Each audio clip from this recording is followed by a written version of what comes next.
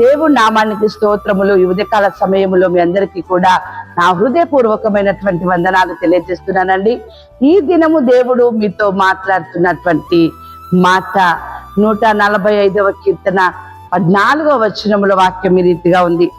యెహోవా పడిపోవు వారిని అందరినీ ఉద్ధరించువాడు, కృంగిపోయిన వారిని అందరినీ లేవనెత్తువాడు.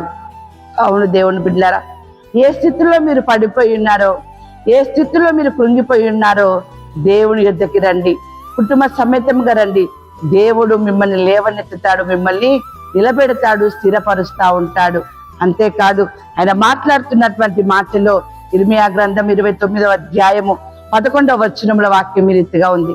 నేను మిమ్మల్ని గూర్చి ఉద్దేశించిన సంగతులను నేను ఎరుగుదును, రాబోవు కాలమందు మీకు నిరీక్షణ కలుగునట్లుగా అవి సమాధానకరమైన ఉద్దేశములే గాని హానికరమైనవి కావు. ఇదే యెహోవా వాక్కు. ఎంత అద్భుతం అండి!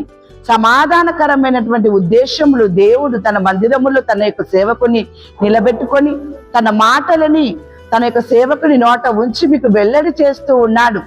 అది హానికరమైనటువంటి మాటలు కాదు, సమాధానమును క్షేమము మీకు కలుగుతుంది అని చెప్పేసి ఆయన మీకు తెలియపరచడానికి దేవుని మందిరానికి మీరు రండి.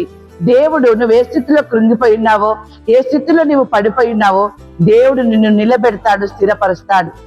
అంతేకాదు, ఆయన మాట్లాడుతున్నటువంటి మాటలలో 37వ కీర్తన 5వ వచనములో నీ మార్గము యెహోవాకు అప్పగింపుము, నీవు ఆయన నమ్ముకొనుము, ఆయన నీ కార్యము నెరవేర్చును.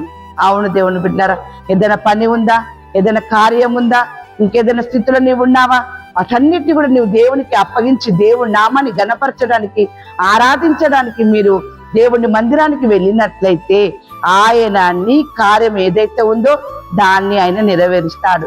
దేవుణ్ణి కాదని చెప్పేసి నీ స్వబుద్ధిని ఆధారము చేసుకొని మీరు వెళ్ళినట్లయితే ఆ పని మీకు ఫలితం ఇవ్వదు. దేవుని బిడ్డలారా, ముందుగా దేవునికి ప్రాధాన్యత ఇవ్వండి. నీ పని అంతటి కూడా ఆయన పైన మీరు మోయండి. దేవుడు మీ కార్యాన్ని నెరవేరుస్తాడు. దేవుని ఒక వాక్యం సెలవిస్తా ఉంది కదా, దినవృత్తాంతములు 2వ గ్రంథము 1వ అధ్యాయము 12వ వచనములో జ్ఞానమును తెలివియు నీకు ఇయ్యబడను. అవును దేవుని బిడ్డారా, దేవుని దగ్గరికి రండి. జ్ఞానం మీకు ఇవ్వబడుతుంది, తెలివి మీకు ఇవ్వబడుతుంది. ఎలా పని చేయాలి, పని చేసి సంపాదించిన దాన్ని ఎలా నేను కూడబెట్టుకోవాలి, ఎలా దాన్ని నేను ఖర్చు పెట్టాలి, ఎలా దాన్ని నువ్వు అభివృద్ధి పరచుకోవాలి అనేటటువంటి జ్ఞానమును దేవుడు నీకు అనుగ్రహింపజేస్తాడు. అంతేకాదు, ఆత్మీయతలో కూడా నువ్వు ఏ విధంగా ఎదగాలి అనేది కూడా దేవుడు మీకు తెలియజేస్తా ఉంటాడు. దేవుని యొక్క వాక్యం సెలవిస్తా ఉంది ఇక్కడ కీర్తనలు 1వ అధ్యాయము 1వ వచనములో దుష్టుల ఆలోచన చొప్పున నడవక, పాపల మార్గమున నిలవక, అపహాసకులు కూర్చుండు చోట కూర్చుండక, యెహోవా ధర్మశాస్త్రమునందు ఆనందించుచు దివారాత్రము దాన్ని నువ్వు ధ్యానించిన వాడిగా ఉన్నట్లయితే నీ జీవితము ధన్యకరమే. యెహోవా ధర్మశాస్త్రాన్ని నువ్వు ఆనందించేవాడిగా ఉండాలి. విసుక్కోవద్దు, సనుక్కోవద్దు. దాన్ని వినడానికి, దాన్ని చదవడానికి నువ్వు ఆనందించినటువంటి స్థితిలో ఉన్నట్లయితే నీ జీవితము ధన్యకరం. ఎలా ధన్యకరం అంటే ఈ ఉదయకాల సమయంలో దేవుడు మీతో మాట్లాడుతున్నటువంటి మాట. కీర్తన 3వ వచనములో అతడు నీటి కాలవల యోరను నాటబడినది, ఆకువాడక తన కాలం మందు ఫలమిచ్చు చెట్టు వల్ల నుండును, అతడు చేయనదంతయు సఫలమగును. అవును దేవుని బిడ్డలారా, దేవుని సన్నిధానానికి వెళ్ళండి. దేవుడు చెప్పిన మాటలు ఏంది మీరు ఆనందించండి, దాన్ని మీరు దివారాత్రము ధ్యానించండి. ఈ రీతిగా దేవుడు మీకు ధన్యకరమైనటువంటి స్థితిని ఆయన మీకు అనుగ్రహించి మిమ్మల్ని ఆశీర్వదించును గాక. ఆమేన్.